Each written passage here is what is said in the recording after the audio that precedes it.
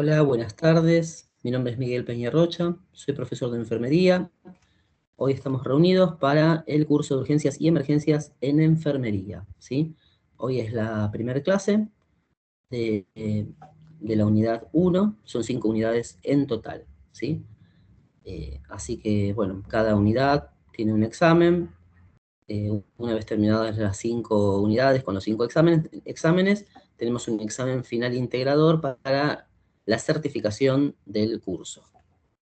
Ahora, bueno, voy a compartir el PowerPoint y arrancamos despacito con la clase, ¿sí?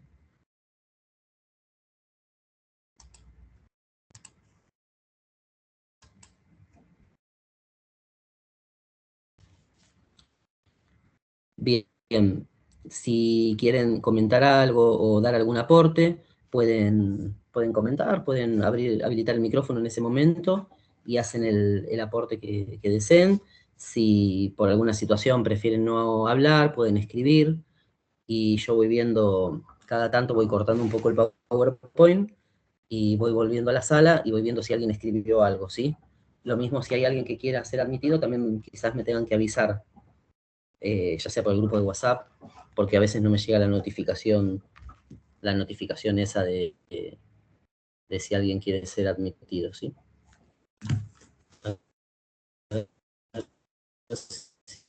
Sí.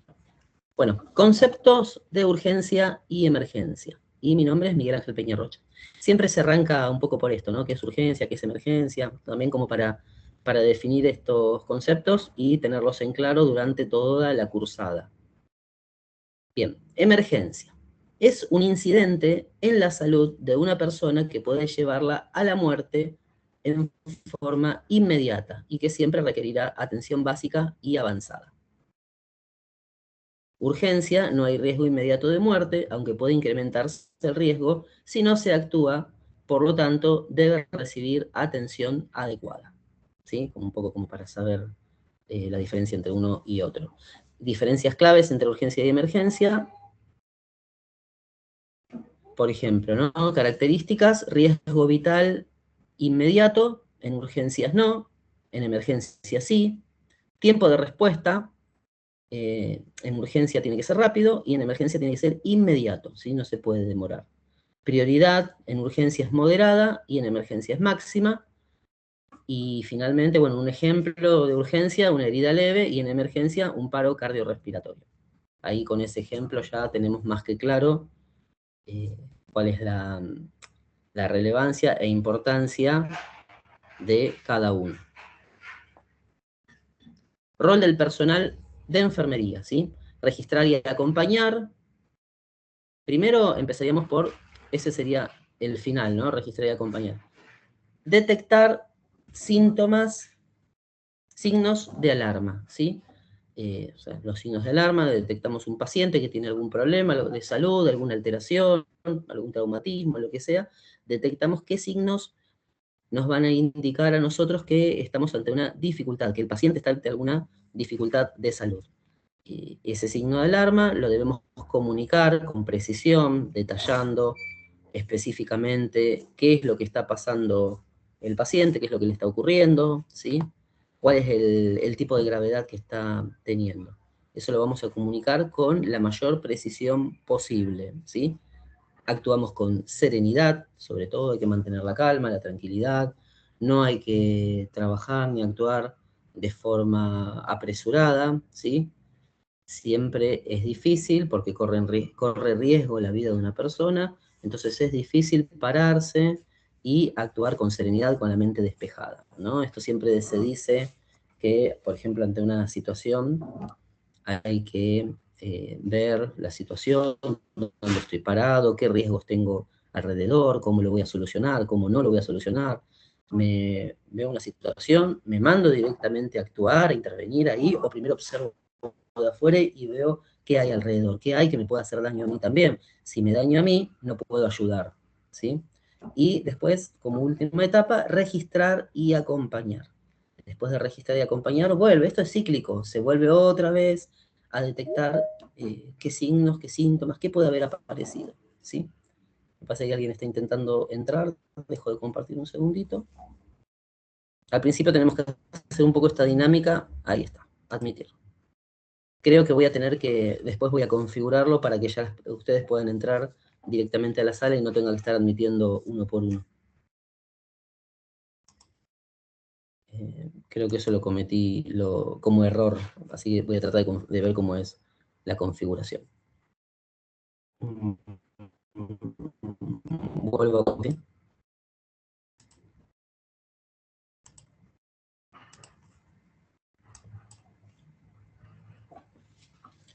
Perfecto. Bueno, estábamos viendo ahí para la persona que entró un poco la diferencia entre urgencia y emergencia, ¿sí? Acá este cuadro también con un poco las diferencias, ¿no? Con las características principales, por un lado, riesgo vital e inmediato, urgencia no, emergencia sí, tiempo de respuesta rápido para la urgencia, inmediato para la emergencia, prioridad moderada para la urgencia, para la emergencia máxima, y ejemplo, que con el ejemplo ya se termina de definir bien la definición, bien la diferencia, perdón, herida leve es urgencia y emergencia es un paro cardiorrespiratorio. Después círculo sería, ¿no? Un poco como para tener en cuenta, fíjense en que es cíclico, ¿no? Detectar signos de alarma, comunicar con precisión, actuar con serenidad, registrar y acompañar. Después de registrar y acompañar, estamos, mientras acompañamos, mientras terminamos de registrar, seguimos observando si hay ojos de alarma que pueden llegar a aparecer. Si llega a aparecer algo nuevo, volvemos a comunicar. Esto es como un algoritmo en realidad, ¿no? Un algoritmo es cómo se debe actuar ante una situación determinada. Y sería como una protocolización de cómo se debe actuar. Después, bueno, un poco teniendo en cuenta un accidente que puede ocurrir en el trabajo. Accidente laboral, es todo hecho súbito, violento, ocurrido durante el trabajo, en el trayecto entre el domicilio y el lugar del trabajo, eso se llama in itinere, siempre que no se interrumpa por motivos ajenos, ¿no? Eh, por ejemplo, bueno, el trabajador puede informar por escrito cambios en su recorrido, por estudios, otro empleo, atención de un familiar directo, enfermo, que no conviva con él, ¿no?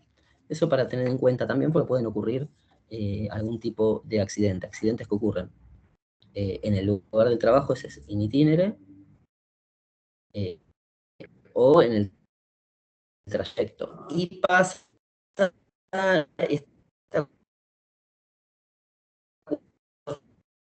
cuestión, trabajó a otro, pero entre medio tenía otro trabajo y tenía que hacerlo. Bueno, todo eso se tiene que informar por escrito. Accidentes laborales que pueden ocurrir en el ámbito hospitalario. Ahí tenemos mucho nosotros, ¿no? El cortopunzantes, siempre que estamos con agujas, bisturí o alguna cuestión de cortopunzantes, podemos lastimarnos, podemos lesionarnos. Eso es un accidente laboral. Después tenemos caídas. ¿Quién no se cayó en el trabajo alguna vez? ¿No? Hace ya tiempo me había caído, me acuerdo, de la escalera, por ejemplo. Y bueno, hace poco tuve también un accidente laboral, justamente.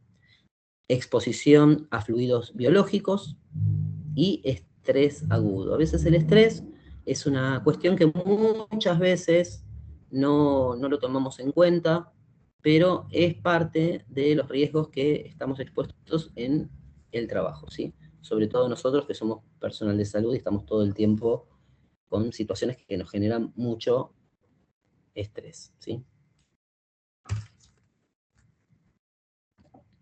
¿Qué hacer ante una emergencia hospitalaria? Activar el sistema de emergencia interno. Disculpen que me pare un poco porque llegan notificaciones. No. Por si alguien del grupo está escribiendo cualquier cosa, ustedes mismos avísenme. Si ven que en el grupo se comentan algo de WhatsApp. ¿Qué hacer ante una emergencia hospitalaria? Activar el sistema de emergencia interno, ¿sí? Llamar al médico o a la persona correspondiente, ¿sí? Con el código que corresponda. Garantizar la seguridad del paciente y del entorno. ¿Se acuerdan de eso que decíamos? Que hace un ratito estaba diciendo, hay un caso, algo, un accidente, voy a actuar directamente, me meto ahí de lleno en esa situación, o primero evalúo desde afuera lo que está ocurriendo, ¿sí? A tener en cuenta hay que evaluar desde afuera, observar peligro, encima mío, chocar o accidentarme, tengo que protegerme primero yo como cuidador, como persona que asiste al otro, antes que al otro, pero porque si yo, que soy la persona que va a asistir, no puedo, pierdo mi salud porque me accidenteo por algo, no puedo asistir al otro y ya somos dos de uno. El sistema de alarma, de emergencia, avisar, ¿no? Como esto es lo típico en RCP, hay un paciente en paro cardiorrespiratorio, empiezo a hacer maniobras de RCP, y no puedo avisar a nadie porque ya inicié las maniobras, ¿sí? Lo primero, activar el sistema de emergencia interno, ya sea con códigos o no. Códigos hospitalarios en Argentina. En Argentina no existe un sistema único nacional de códigos hospitalarios. Muchos los clasifican, hablan de clasificaciones, pero no están regladas. Pueden variar en base a la institución, ¿sí? Cada institución define sus propios códigos internos según sus protocolos de emergencia. Algunos ejemplos habituales: código azul, rojo, negro, de trauma y materno, por ejemplo. Marco legal y normativo. Este tema sería interesante igual hablarlo, quizás en algún momento comentarlo bien, estudiar bien las leyes. Los invito a que busquen estas leyes que se nombran, ¿no? Por ejemplo, en Cava la ley 1883, del SAME, que es el Sistema de Atención Médica de Emergencia. No vamos a hablar de ese tema porque acá, si bien lo mencionamos como marco legal y normativo, no más que eso, no nos metemos dentro de la ley, pero sí los invito y las invito a que lo puedan investigar un poco más en profundidad, ¿sí? Bien, la atención de urgencias y emergencias se rige por leyes provinciales y municipales. Y en Cava está la ley 1883. Regula el sistema prehospitalario, coordinación y tiempos de respuesta.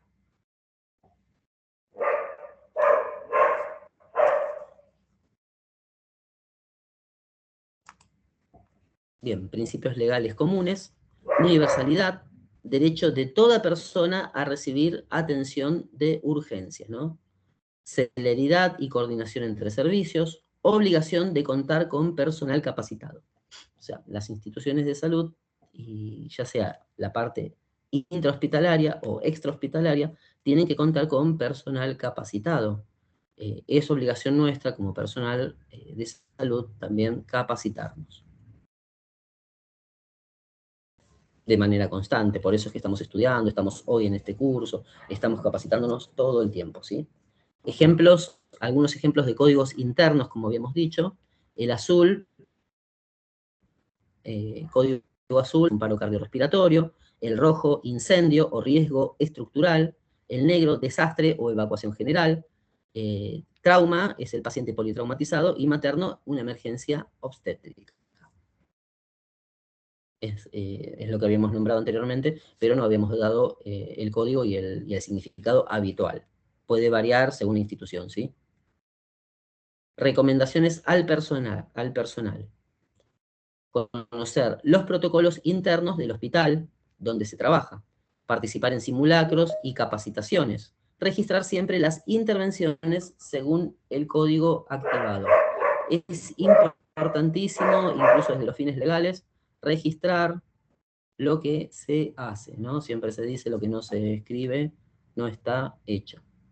Y esto de participar en simulacros y capacitaciones, muchas veces nos tenemos que quedar fuera de horario porque generalmente se hacen a la mañana y nosotros a lo mejor somos del turno de la noche o somos franqueros y o no vamos o no nos quedamos posguardia, pero bueno, es importante sí quedarse para adquirir esos conocimientos, ¿sí? Voy a dejar de compartir un segundo porque parece que escribieron en el grupo. En el grupo no, en el... Ah, acá está.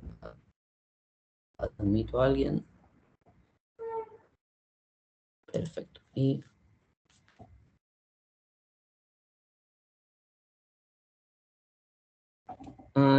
escucho todo cortado. No sé si es a mí o solo a todos. Y bueno, Miriam también está entrecortado. No sé el resto cómo escuchan. Yo lo que voy a sacar la cámara mía, así. quizás haya problemas de, siempre veo que en internet es como complicado a veces. Pero bueno, ahí saqué mi cámara para tener Sí, el mío mejor también está seguridad. entrecortado. Ah, bueno, hay que ver después cómo sale la grabación. Igual la señal, estoy viendo, es buena. Sí.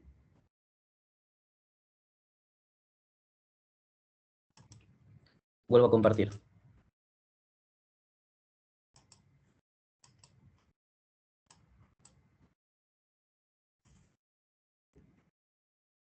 Bien, recomendaciones al personal, ¿no?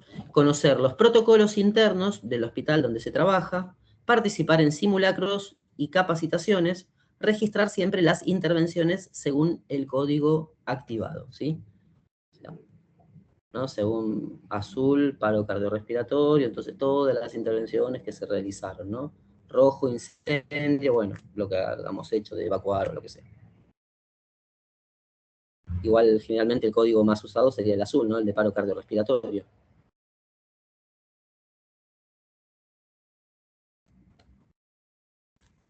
Bien, datos a comunicar. Identificación del paciente, tipo de situación, signos vitales, lugar exacto y medidas ya aplicadas. Todos estos puntos son los que debemos comunicar, ¿sí? Básicamente, cómo se llama el paciente, edad, sexo, ¿no? Si tiene algún eh, problema de salud preexistente, ¿sí? Tipo de situación, qué es lo que ocurrió, qué signos vitales tiene, el lugar donde ocurrió, las medidas ya aplicadas, si han estado alguna vez en una emergencia o en una urgencia, en atención en guardia, seguramente lo recuerden. O incluso en estas series, ¿no?, tan conocidas estadounidenses, muchas veces cuando vienen los paramédicos que se utilizan allá en Estados Unidos, vienen con todo el sistema con las ambulancias básicamente, y ya vienen comentando todo esto en la entrada de la guardia, lo deben recordar por alguna de esas series. Me viene a la mente ER Emergencias, que es un tanto antigua, pero bueno. Seguridad de la escena, ¿sí? Verificar que no haya riesgos para el personal ni el paciente, esto ya lo habíamos dicho, ¿no? Desconectar fuentes eléctricas, evitar derrames o gases que pueden ser tóxicos para las vías respiratorias. ¿Se escucha bien ahora o sigue siendo entrecortado? Ahora se escucha mejor. Ah, bien, buenísimo. Sí, a veces está bueno que me avisen, así yo saco la cámara. Igual creo que en lo sucesivo siempre voy a sacar la cámara en el momento de que empezamos con la clase. Bien, lo primero, mantener la calma, como habíamos dicho, ¿no? No podemos apresuradamente ir a resolver una situación, primero hay que mantener la calma, observar desde afuera, y una vez vemos que está todo todo tranquilo, o sea, todo, que no haya riesgos para la vida nuestra, para terceros, ahí podemos actuar, ¿sí? Controlar las emociones, pensar antes de actuar, transmitir seguridad al equipo y al paciente. Si no transmitimos seguridad, va a estar muy difícil la situación. No mover al lesionado, salvo peligro inmediato, ¿sí? O sea, salvo que se esté por caer algo encima de la persona, no lo vamos a mover. Esto hasta que llegue personal especializado en el traslado del paciente, hablando de quizás el prehospitalario, ¿sí? La atención prehospitalaria. Evitar agravar lesiones, especialmente cervicales. Ya ahí hay que poner el collar de Filadelfia, ¿sí? Solo mover si hay riesgo de incendio, derrumbe, etc. Dejo de compartir un segundito y veo porque están escribiendo algo.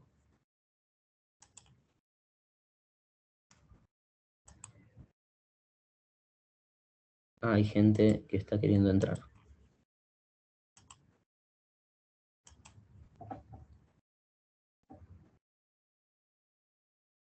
Bueno, ahí vuelvo a compartir. Me hace un sonidito, por eso me doy cuenta que hay un mensaje o alguien está queriendo entrar, ¿sí? Por eso corto, voy y vamos a ir yendo y viniendo. No mover al lesionado, salvo peligro inmediato. Bueno, esto ya lo habíamos dicho, ¿no? Situaciones que requieren intervención médica inmediata. Un paciente que está inconsciente, convulsiones, falta de aire, hemorragias que no ceden, fracturas o traumatismos. Conducta inicial ante una urgencia. Evaluar la escena, evaluar el estado de conciencia, ¿no? La parte neurológica del paciente, pedir ayuda, iniciar valoración, ABC, ¿sí? O sea, valoramos y, bueno, si requiere, intervenimos, ¿sí? La intervención tiene que ser rápida, pero no antes, pero no se realiza antes de evaluar la escena, que no haya peligros inmediatos, peligros inminentes que pueden llegar a dañarnos a nosotros.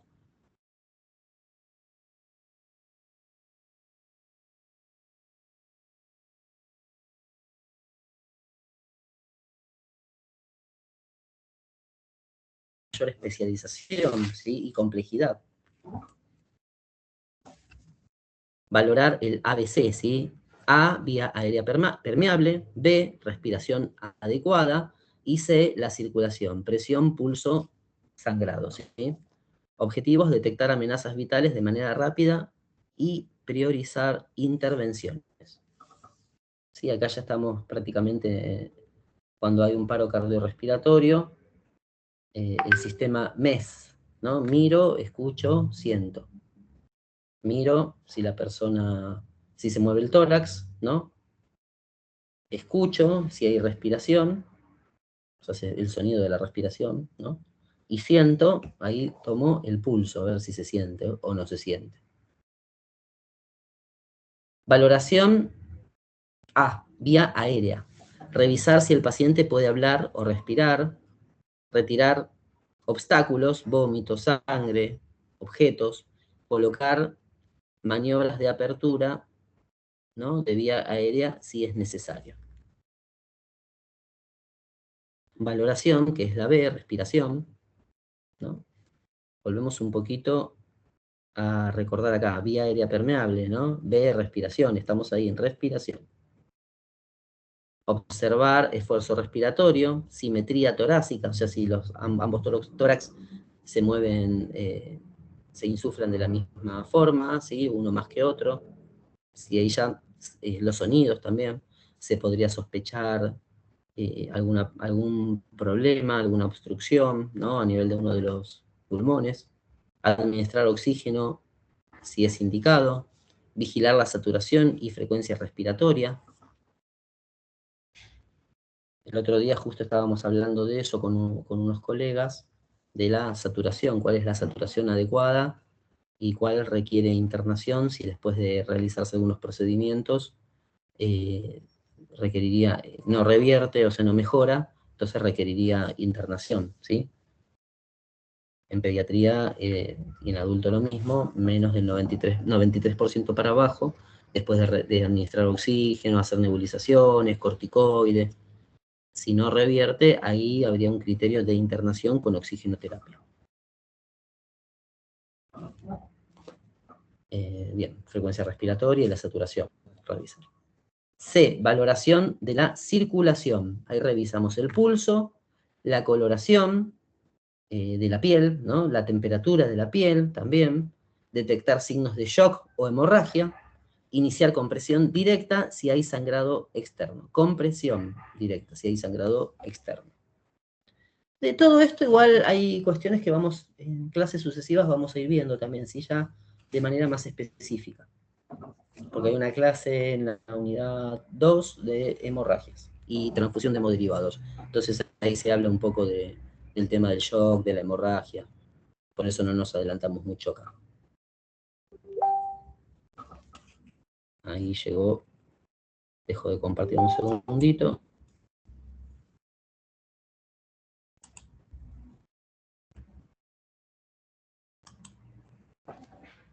Ah, pensaba, no llegó ni, no, nadie escribió nada. ¿Alguien quiere decir algo? ¿Comentar algo?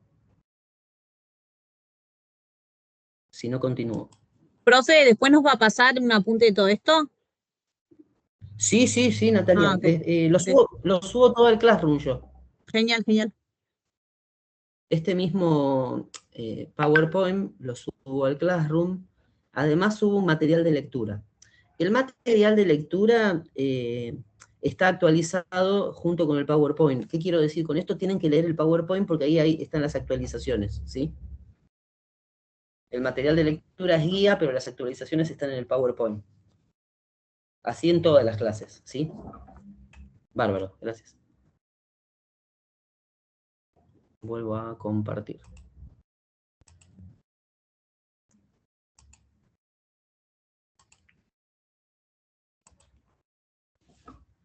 Bien, control de hemorragias, ¿sí? Otra cuestión también a considerar. Tipos, ¿no? Puede ser arterial, venosa, capilar. Medidas iniciales, presión directa, elevación de las extremidades, vendaje compresivo. Activar código interno si es hemorragia masiva. Código interno de la institución, ¿no? Como habíamos dicho hoy. A ver, no se ve. Valoración primaria versus valoración secundaria. A ver si lo pongo en pantalla completa. Bien. Valoración primaria, ¿no? Y valoración secundaria. Por ejemplo, objetivo, detectar amenazas vitales inmediatas y actuar rápidamente. Y en la secundaria, evaluar los detalles clínicos, lesiones no críticas, después asegurar la estabilidad. Momento de aplicación en la valoración primaria, inmediatamente al llegar al paciente, al paciente, ¿no? En los primeros minutos. Después de asegurar el ABC y controlar las hemorragias. Enfoque en la valoración primaria es lo que es la urgencia, lo que es vital para la persona, ¿no? Por ejemplo, las vías aéreas, la respiración, la circulación, y después se hace ya en la parte secundaria un examen físico completo, de cabeza a pies, ¿no? Después tenemos intervenciones típicas, aéreas, soporte respiratorio, control de hemorragias, RCP si es necesario, y ya en una valoración secundaria, la evaluación neurológica detallada. Ahí revisamos extremidades, otras heridas menores. Después, tiempo en la valoración primaria es corto, rápido, tiene que atenderse de manera rápida, de forma prioritaria. Y ya en la valoración secundaria es más extenso, más detallado, se pueden hacer estudios complementarios. Registro en la valoración primaria, breve y enfocado. ¿Qué se hizo? Signos críticos. Ya en la valoración secundaria ya se puede poner algo más detallado, ya aparece lo que es la historia clínica, intervenciones, evolución, cómo evolucionó el paciente también, ¿sí? Importancia para enfermería. En la valoración primaria, salvar vidas, decidir, acciones urgentes. Y en la valoración secundaria, planificar cuidados posteriores, seguimiento clínico y ver qué es lo que ocurre con el paciente a posteriori. ¿Cómo vamos hasta acá? ¿Se va entendiendo? ¿Vamos bien? ¿Más o menos?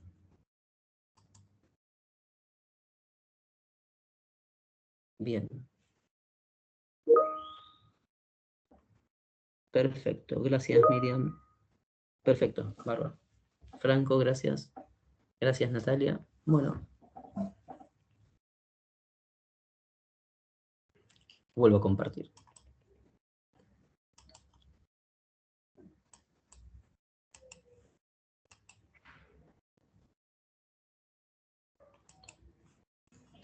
Bien. A ver, un segundito. Bien, soporte vital básico, ¿no? En el soporte vital básico se hace una evaluación de respuesta. Siempre se evalúa, ¿no? En todo, ¿no? Se evalúa, se pide ayuda, se realiza reanimación cardiopulmonar de calidad, ¿no? 32. O sea, 32, ¿no? 30 compresiones, 2 respiraciones. Uso del DEA, ¿no? Ahora que está en auge. Igual este también se habla más adelante, del DEA ya más específico, ¿sí? Bueno, esto es importante. A ver, un segundito. Bueno, después viene el soporte vital avanzado, pero esto quiero ver que lo veamos bien, por eso lo agrando un poco, ¿sí? Hay algunas cuestiones a considerar, ¿no? Por ejemplo, antes del 2010, después del 2010 en adelante, ¿sí? Después está el contexto público, rescatista no profesional y el contexto hospitalario, personal entrenado. Este cuadro, después los invito, ahora vamos a explicarlo un poco, pero después los invito a que lo vean de forma profunda, que traten de entenderlo, de comprenderlo, ¿sí?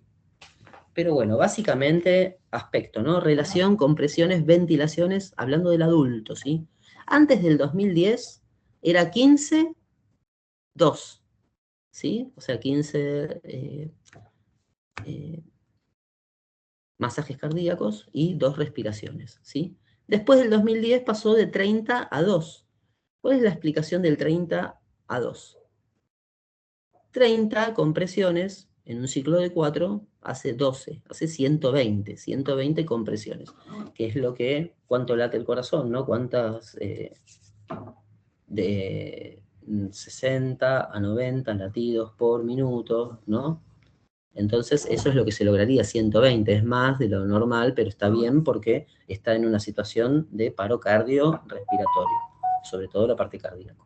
Y 2 por 4, 8 respiraciones. Es mejor eso nada, ¿no? Después también se habla de, bueno, ahora después lo vamos a ver. Solo compresiones permitido si no sabe, quiere dar ventilaciones. Contexto público, o sea, público significa en la vía pública con rescatistas no profesionales, ¿sí? Por ejemplo, una persona en la vía pública, una persona cualquiera, ¿sí? Tipo yo, no sé, una persona que está en la calle, ¿no? Que no tiene conocimiento como lo tienen ustedes, ¿sí?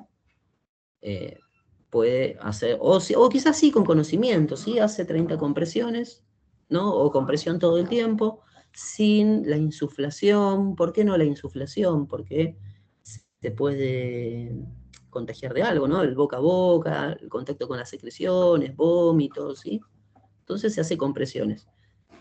Salvo que, bueno, que tengan una válvula unidireccional, ¿sí? Que siempre decían cuando hacían los cursos de RCP, el personal de salud debiera obligatoriamente tener la mascarilla unidireccional, ¿sí? Bien, contexto hospitalario, personal entrenado, 30 a 2, ¿sí? Bueno, después habla de las compresiones, 4 a 5 centímetros, ritmo 100 por minuto, ya desde el 2010 para adelante, profundidad de 5 a 6 centímetros, ritmo 100 a 120, contexto público, prioridad alta, contexto hospitalario, prioridad alta también.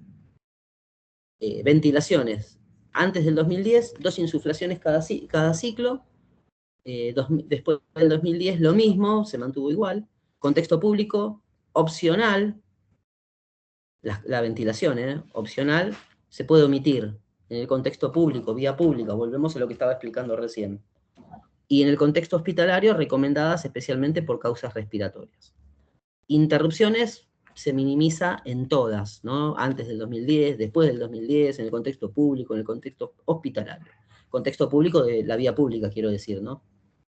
El DEA, antes del 2010, aplicar lo antes posible. En todos, aplicar lo antes posible, ¿no? Y pediatría y lactantes, ya es 15 a 2, ¿no? 15 a 2 o, según la guía, puede ser 30 a 2, después del 2010. Están las dos opciones, ¿no? Contexto público, prioridad de ventilación, y hospitalario, prioridad de ventilación. Ese cuadro, bueno, si bien lo expliqué ahora, después me gustaría que lo traten de entender y un poco analizar, pero vieron que está muy bien detallado, es interesante ese cuadro. Soporte vital básico, era el que hablamos hace un rato, ahora es el soporte vital avanzado, ¿sí? Bueno, ahí en el soporte vital avanzado ya necesitamos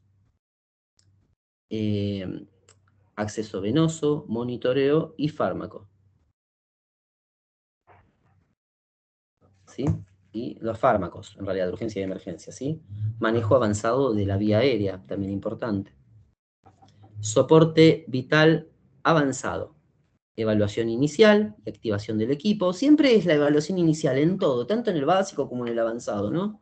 Y activación del equipo. Soporte vital avanzado, medicación según ritmo cardíaco, RCP de alta calidad durante el soporte vital avanzado, uso del DEA, desfibrilador manual, y reevaluación y posparo. Posparo, ¿qué se hace, no? A ver, sí. Ahora está detallado cada uno, ¿sí? Cada uno de lo que habíamos nombrado acá, que se menciona, más abajo está detallado, ¿sí? Evaluación inicial y activación del equipo. Comprobar seguridad del entorno y respuesta de la víctima. Evaluar respiración y pulso. Activar código de paro y el equipo de soporte vital avanzado. Bien, medicación según ritmo cardíaco. Sabemos que tenemos ritmos desfibrilables y no desfibrilables. Ritmos desfibrilables, fibrilación ventricular y taquicardia sin pulso. Entonces ahí se utilizaría adrenalina más amiodarona según el protocolo institucional. Ritmos no desfibrilables, asistolia, o sea, eso no se desfibrila, ¿no? Asistolia y actividad eléctrica sin pulso. En ese caso se usaría adrenalina cada 3 a 5 minutos. No estoy especificando acá las dosis, ¿sí? Bien, RCP de alta calidad durante el soporte vital avanzado. Ya habíamos dicho en este cuadro, ¿no? La frecuencia que llegaba a 120, ¿no? Compresiones 100 a 120 minutos, 5 a 6 centímetros, minimizar las pausas, ¿sí? Ventilaciones adecuadas según vía aérea avanzada, ahí ya necesitaríamos la intubación del paciente. Rotar rescatistas cada 2 minutos si es posible. Uso, el ambú se usa acá, ¿no? Aparte de la intubación del paciente, se usaría el ambú, dependiendo de dónde estamos. Pero para tener un mayor control y hacer las 2 compresiones, necesitamos el ambú. Uso del DEA, que es el desfibrilador manual. Bien. Desfibrilación inmediata si el ritmo es desfibrilable, ¿no? Acuérdense. Vamos a volver un poquito atrás. Ritmo desfibrilable. Desfibrilación inmediata si el ritmo es desfibrilable. Parece un trabalengua. Entonces ahí tenemos los ritmos de fibrilación ventricular y taquicardia sin pulso.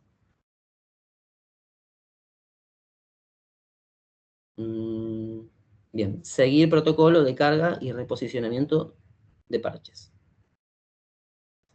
Reevaluación y post-paro.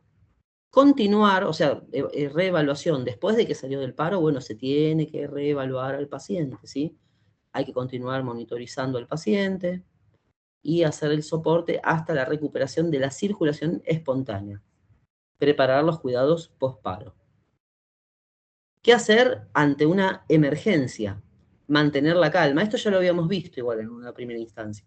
A veces es un poco cíclico, a veces volvemos a repetir algunas cosas para que se fijen mejor, ¿sí?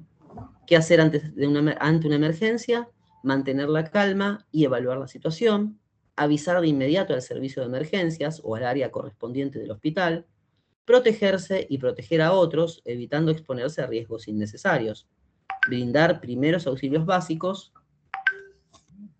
solo si se está capacitado. Esperar apoyo especializado colaborando con la información necesaria.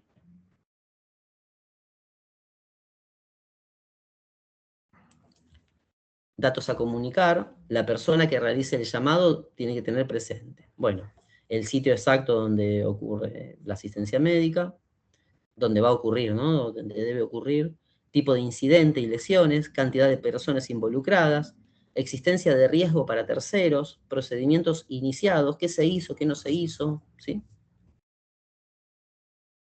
Eso antes del llamado al sistema de emergencia. Algunas recomendaciones: seguridad de la escena, como lo habíamos dicho, hay que mantener la calma, no mover a la persona lesionada y tener en cuenta también si hay otros heridos. Por eso se pregunta cuántas personas hay involucradas en esta situación. Incluso no sé si les tocó llamar al 911 por alguna situación o al 107 y es más o menos las cosas que le preguntan a ustedes. Si les tocó llamar, les habrán preguntado algo de esto. A mí sí me tocó llamar una vez y bueno, algo de esto me preguntaron más o menos en este orden. seguridad de la escena. Lo primero que se debe hacer es asegurar nuestra propia seguridad, como bien lo decimos desde un comienzo de la charla. Si hay algún riesgo, hay que mantenerse alejado, evaluar la situación y después vemos cómo actuamos o no. Lo primero es mantener la calma. Es importante actuar con rapidez y determinación con el fin de solicitar ayuda lo antes posible. Mientras una persona asiste al damnificado, se debe dar la indicación de que otra persona llame a emergencias para solicitar ayuda. Tipo, vos, ¿cómo te llamás? Pedro. Pedro, llama a 107, por ejemplo. O llama a, ¿sí? Cómo identificar a alguien, marcarlo y decir, esta persona es la que debe llamar y darle identidad, ¿sí? Para que después no diga, no, dijo así a cualquiera, no, no. Vos, ¿cómo te llamas? Pedro. Bueno, Pedro llama a... Entonces ya lo estás como, le estás generando responsabilidad, la idea de que yo soy Miguel, bueno, yo o Pedro, y tengo que llamar, tengo que hacerme cargo de eso, le están haciendo cargo de la situación, porque si no enseguida desaparece la gente. Bueno, no muevas al lesionado. En el caso de traumatismos o sospecha de los mismos, lo recomendado siempre es no mover al herido del sitio. Un movimiento brusco puede generarle daños graves en el cuello y la columna. Si hay heridas, lo primero es intentar detener la hemorragia para evitar la pérdida de sangre.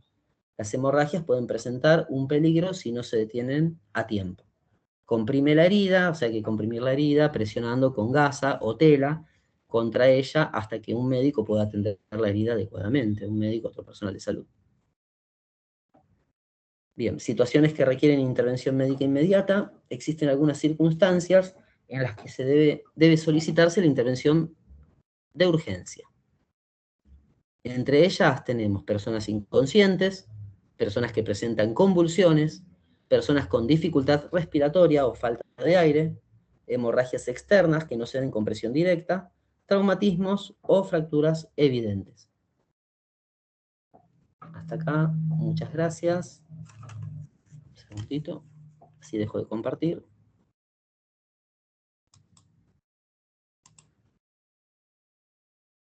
Natalia, ¿quería comentar algo?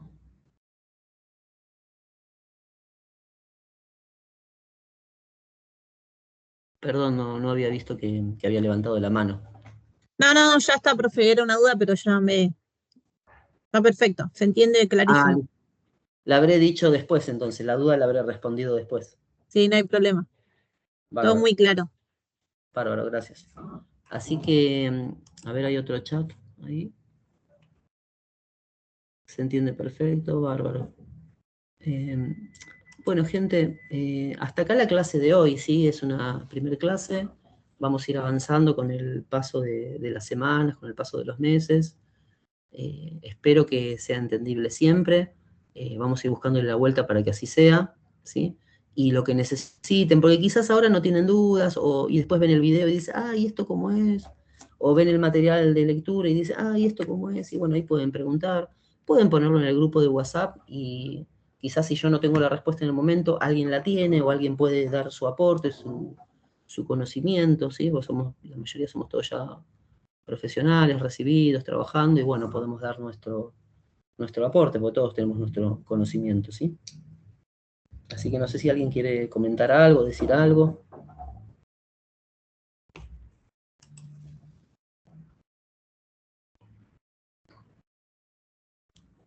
Ahora, bueno, y si no, damos por terminada la clase. Ahora yo en un ratito subo el video y subo el material de lectura, ¿sí?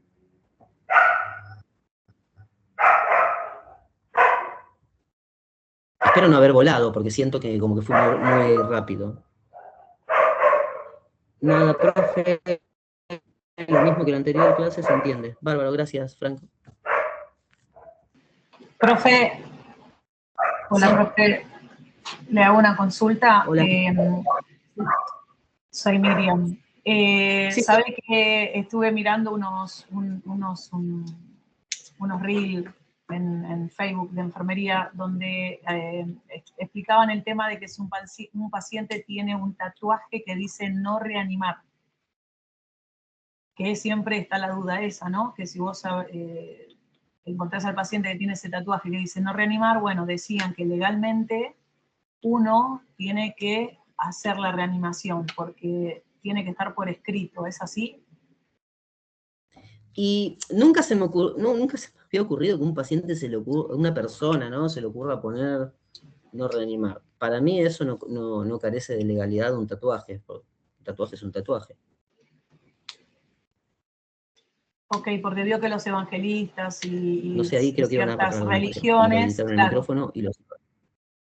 ciertas religiones a veces impiden eso, tanto sea también las transfusiones y todo eso. Bueno, justo se hablaba de eso, de que cuando a veces el paciente tiene en el cuerpo no reanimar, si lo hacemos o no. Igual está bueno lo que mencionan, ¿no? Si lo pensamos desde lo legal, ¿no? Es un tatuaje, no es nada. Ahora otra cosa es algo escrito, pero por otro lado, después daré las explicaciones por qué reanimé a la persona y la salvé, ¿no? Sí, no la reanimé y se murió. Profe, ¿Sí? perdón, Claro, claro. mismo los pacientes que están internados también, a veces en la cabecera, tienen puesto no reanimar. Sí. Yo creo que en ese caso se reanima igual. Yo creo que el personal de enfermería lo reanima igual, pero en la cabecera de la cama muchas veces tienen puesto no reanimar y tienen como todo explicado.